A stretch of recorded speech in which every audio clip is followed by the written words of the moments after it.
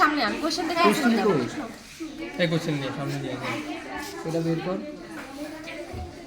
ব্যারেরিয়াটা বেশি বড় না তাহলে এই জায়গায়।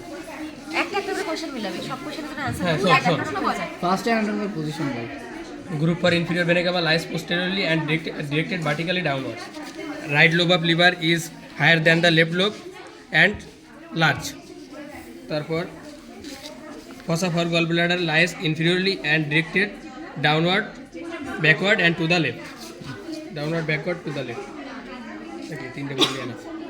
ওই যে ওটা সেই সুপিরিয়র, ওই যে ভাইয়া বললো যে একটা বলতেই বলে যেটা হচ্ছে সুপিরিয়র সারফেস ইজ কনভেক্সো কনকেভো কনভেক্স। হ্যাঁ ঠিক আছে, superior surface is convexo concavo convex. Question দেখ।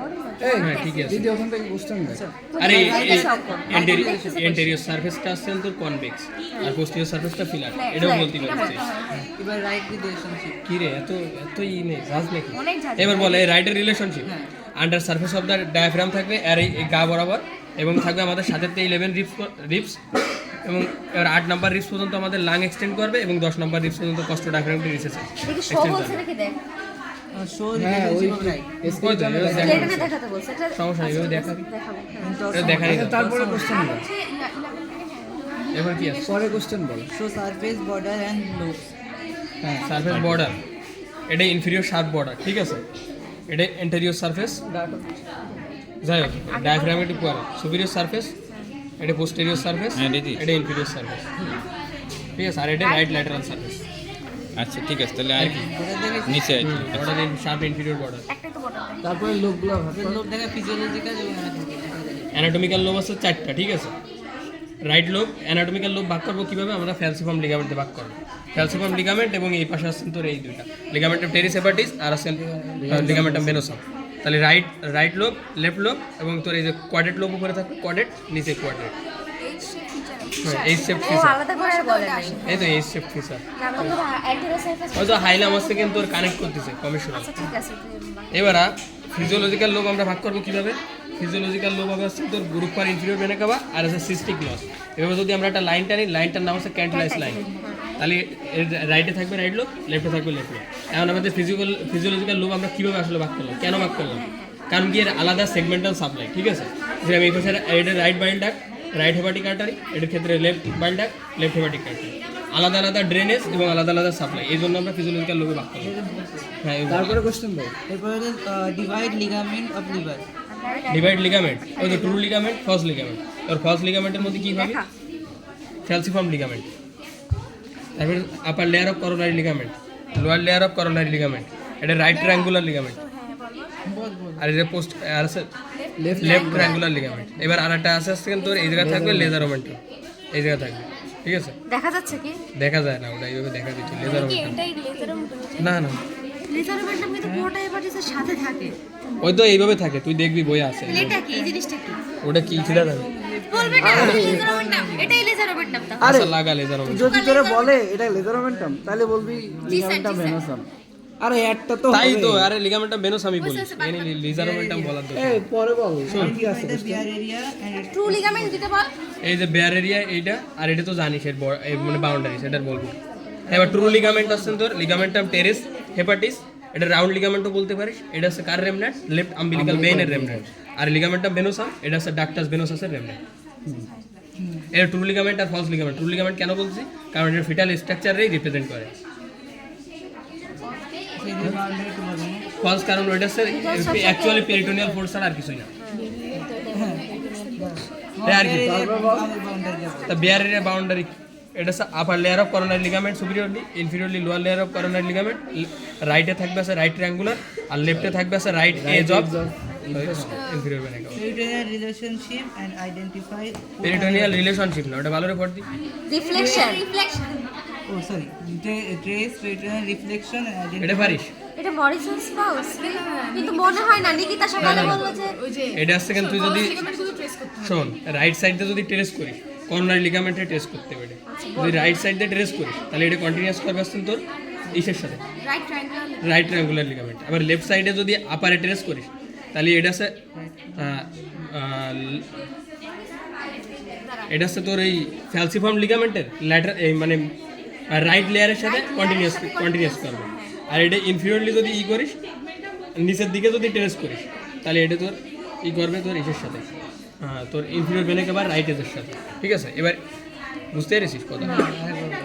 আনসার কি দিবি তুই সেই সেই আনসার কিভাবে স্যার বললো তোকে এই কোশ্চেন তুই কিভাবে আনসার দিবি সেভাবে দেখাও স্যার এটা যদি আমরা রাইট সাইড দিয়ে ট্রেস করি তাহলে কন্টিনিউ করবে আমাদের রাইট ট্রায়াঙ্গুলার লিগামেন্টের সাথে, এবং লেফট সাইডে যদি আমরা অ্যাবোভে ট্রেস করি তাহলে এটা কন্টিনিউয়াস করবে রাইট লেয়ার অফ ফ্যালসিফর্ম লিগামেন্ট, এবং বিলোতে যদি ট্রেস করি তাহলে এটা তোর এই যে তোর ইনফিরিয়র ভেনে কাবা বলবো, হ্যাঁ রাইট এজ অফ ইনফিরিয়র ভেনে কাবা।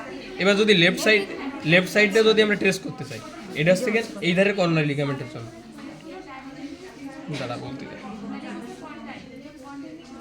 হ্যাঁ লেফটের দিকে যদি ট্রেস করি তাহলে এই দুটো মিলে কন্টিনিউয়াস করবে কার সাথে, কনভার্স করে লেফট ট্রায়াঙ্গুলার লিগামেন্টের সাথে ই করবে।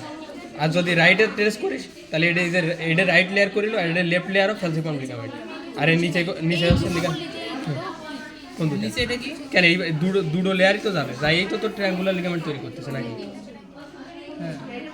না তো ট্রায়াঙ্গেল হবে না, দুইটাই তো যাবে এতে, বুঝলি?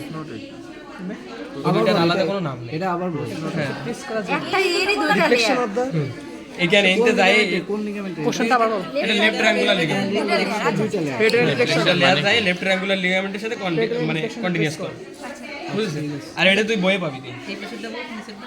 আর নিচে আসছে তোর এটা, হ্যাঁ হ্যাঁ বল এটা কি এদের লিগামেন্টটা বের করে?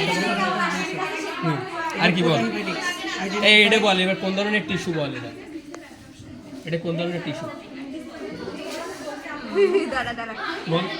এপিথেলিয়াল টিস্যু পুরোটাই এপিথেলিয়াল টিস্যু। গ্ল্যান্ড হ্যাঁ এটা গ্ল্যান্ড, তার গ্ল্যান্ডুলার এপিথেলিয়াম না, epithelium surface epithelium glandular epithelium. Gland epithelium থেকে গ্ল্যান্ড এটা পার্ট কি কি আছে? স্টোমা আর প্যারেনকাইমা। স্টোমা কি?